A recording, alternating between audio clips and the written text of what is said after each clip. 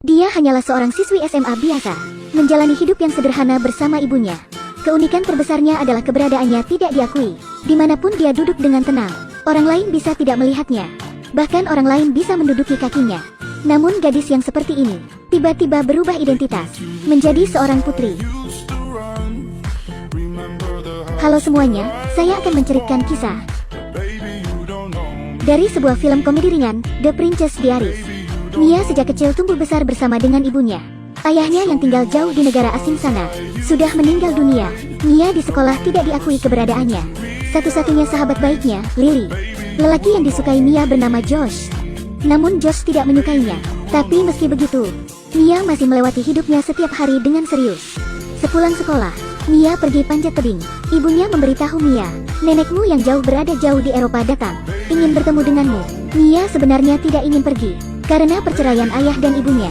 Salah satu alasannya adalah karena neneknya tidak berharap mereka bersatu. Oleh karena itu Mia sangat tidak suka dengan neneknya. Namun atas rayuan handal ibunya, Mia akhirnya setuju bertemu dengannya sepulang sekolah. Keesokan harinya, Mia pergi ke tempat tinggal neneknya yang tertulis di alamat. Kelihatannya ini adalah tempat yang sangat mewah. Ditambah lagi neneknya yang terlihat anggun dan berkelas. Mia terlihat lebih berantakan, seperti gadis culun. Nenek mengajak Mia minum teh di taman, serta memberitahu Mia sebuah hal yang mengejutkan. Sebenarnya nenek adalah ratu dari Genovia. Sebenarnya ayah Mia adalah pewaris tahta, namun karena kecelakaan dan meninggal. Jadi nenek datang mencari Mia untuk kembali dan meneruskan tahta. Apa kamu kira anak yang biasa-biasa ini bisa senang karena tiba-tiba menjadi putri? No, kata Mia. Ia tidak ingin sama sekali menjadi putri. Dia hanya ingin menjadi orang biasa. Dia berlari pulang ke rumah dengan marah. Langsung bertanya pada ibunya kenapa menyembunyikannya hingga saat ini. Ibunya berkata karena dia juga ingin menjadi manusia biasa.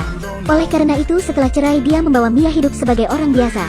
Keesokan paginya, neneknya datang lagi menemui Mia.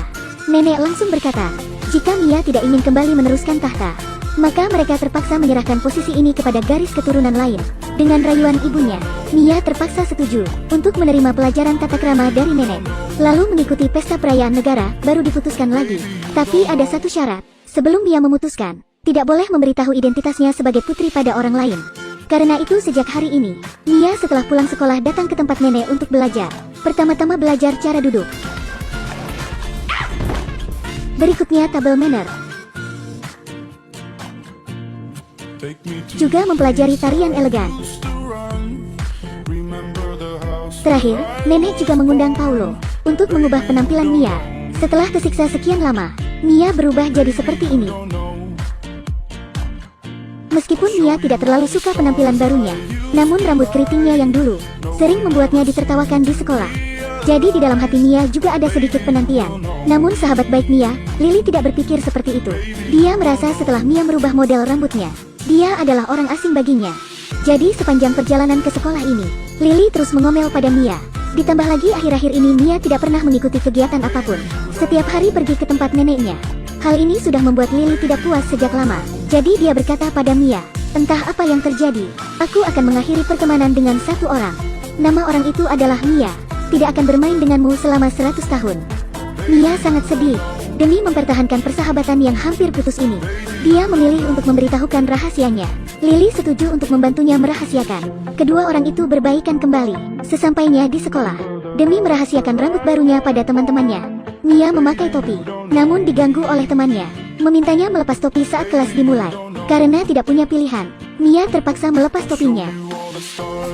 Bukankah ini terlalu cantik? Namun yang membuat Mia mendapat perhatian teman sekolahnya bukanlah gaya rambutnya, namun identitasnya sebagai putri bocor. Para wartawan datang berkerumun. Sekolahnya dipenuhi oleh mereka. Setelah neneknya tahu, dia segera datang ke sekolah.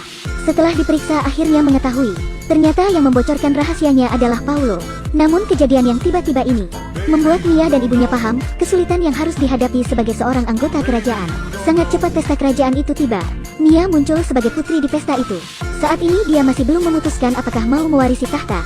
Ada orang yang memandangi Mia. Mia tidak terbiasa. Di pesta itu dia melakukan banyak kesalahan yang tidak disengaja. Begitu makan malam dimulai, ia membakar lengan baju orang di sampingnya. Es krim yang disajikan dikira dessert. Memakannya dengan satu suapan besar. Lalu kedinginan hingga tidak bisa berbicara. Kekita akan bersulang. Dia malah membuatnya pecah. Akhirnya ia bertahan hingga akhir. Dia lagi-lagi memungut buah yang terjatuh di lantai.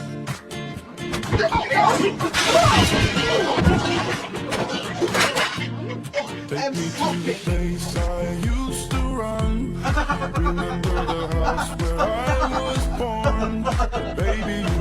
Sepertinya, menurut Mia, menjadi putri bukanlah sebuah hal yang mudah. Nenek juga melihatnya.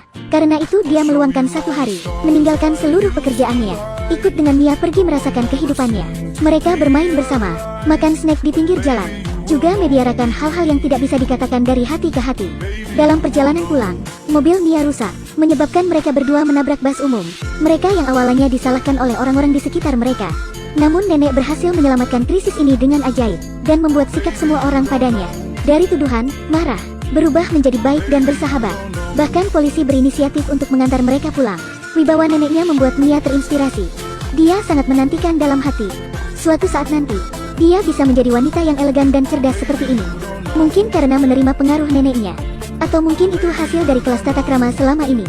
Mia berubah menjadi semakin percaya diri. Ketika tiba di kelas hari ini, Josh yang dulunya mengabaikan Mia, juga berinisiatif untuk berbicara dengannya. Bahkan mengundangnya untuk bergabung dengan pesta pantainya. Mia sangat senang. Pria yang disukai mengajak kencan. Tidak ada alasan untuk menolak. Mia yang senang langsung menyetujuinya. Dengan bersemangat untuk pulang ke rumah. Dan juga menyiapkan baju. Namun ada suatu pepatah. Ada udang di balik batu. Di hari pesta, mereka semua sedang bermain dengan bahagia di pantai. Tiba-tiba, banyak wartawan berkerumun. Josh membawanya ke dalam sebuah ruangan kecil. Ketika Mia mengira, Josh berlaku seperti ini adalah untuk melindunginya. Josh malah di hadapan seluruh wartawan, mencium paksa Mia, hanya demi membuatnya masuk ke dalam TV, masuk koran, dan jadi terkenal. Dasar, Mia marah dan sedih, kabur dari kerumunan itu dengan tergesa-gesa. Saat ini datang beberapa wanita, mengatakan ingin membantu Mia, menyiapkan sebuah tenda kecil untuk ganti pakaian, lalu meninggalkannya. Namun ketika Mia sedang berganti pakaian, wanita-wanita ini memanggil wartawannya. Mia hanya terbungkus handuk mandi di hadapan semua orang. Dia malu dan marah. Kembali ke rumah dan memeluk ibunya sambil menangis. Berita ini dengan cepat menjadi berita utama surat kabar. Putri Genovia, Mia berciuman panas dengan seorang laki-laki di pantai. Putri Genovia ditangkap oleh kamera sedang ganti baju di pantai. Putri Genovia berpesta gila-gilaan di pantai. Nenek sangat marah melihat semua berita ini. Memanggil Mia datang dan memarahinya habis-habisan. Mia tidak membantah apapun, hanya mendengarkan dalam diam. Dia ke sekolah. Sekolah juga diliputi oleh gosip. Teman-temannya bahkan tidak menghindarinya, tapi mengejeknya. Tapi di kelas bisbol, Mia menghadapi Josh. Akhirnya membalas dendam. Tidak hanya itu, menghadapi beberapa gadis yang selalu menertawakannya dan temannya, Mia bukan lagi unta yang selalu menundukkan kepala, namun melawan dengan berani. Setelah melewati hal-hal ini, Mia memutuskan untuk tidak terus mewarisi tahta. Mungkin dirinya lebih cocok sebagai orang biasa. Namun nenek kali ini mendatanginya sekali lagi. Begitu datang langsung meminta maaf pada Mia, dan mengantarkan kado ulang tahun ke-16 untuk Mia. Awalnya hari ini adalah hari perjamuan. Mia juga akan tetap sesuai janjinya dengan nenek, mengumumkan di depan umum bahwa dia telah meninggalkan tahta. Namun ketika Mia sedang bersiap sayap, secara tidak sengaja menemukan sebuah surat yang terselip di tengah diari. Ini adalah surat yang dituliskan Ayan untuk Mia. Di dalam surat ayahnya berkata pada Mia, "Keberanian bukan berarti tidak takut. Namun menemukan hal yang lebih penting dari rasa takut. Keberanian mungkin tidak terkalahkan, tapi rasa takut sama sekali tidak membantu." Di dalam suratnya, ia memberi semangat pada Mia untuk memutuskan pilihannya di masa depan, lalu membawa keberanian penuh untuk terus bertahan. Surat ini memberi Mia kekuatan yang sangat besar. Dia memutuskan untuk tidak menghindar lagi. Meskipun awalnya dia tidak dapat melakukan dengan baik, namun dia pasti bisa menjadi seorang ratu yang baik. Mia melihat waktu, tidak sempat ganti baju, dia langsung lari keluar. Saat ini sedang turun hujan. Mia basah kuyup, mobilnya juga mogok di tengah jalan.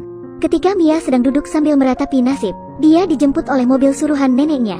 Mia datang ke sana dengan basah kuyup. Dia sudah tidak punya waktu untuk berganti pakaian, jadi hanya menggunakan baju yang basah ini berdiri di atas panggung.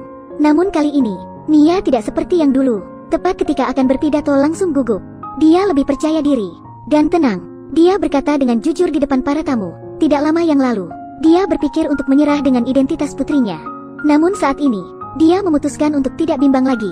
Dia siap menjadi seorang putri, dan mempersiapkan diri untuk menjadi ratu di masa depan. Semua tamu tidak menertawakannya, namun bertepuk tangan. Setelah Mia berpakaian sebagai putri, dia datang ke lantai dansa, dan berdansa dengan Michael yang diam-diam suka dengannya. Harapan Mia selama ini adalah ketika berciuman dengan orang yang disukai, berjinjit ringan. Saat dengan Josh itu adalah kecelakaan.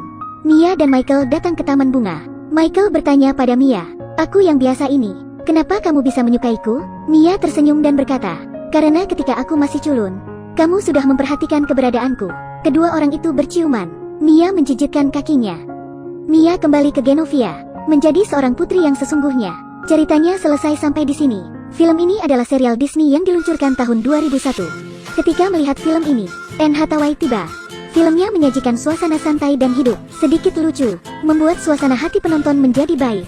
Sangat cocok untuk dilihat ketika sedang beristirahat di akhir pekan.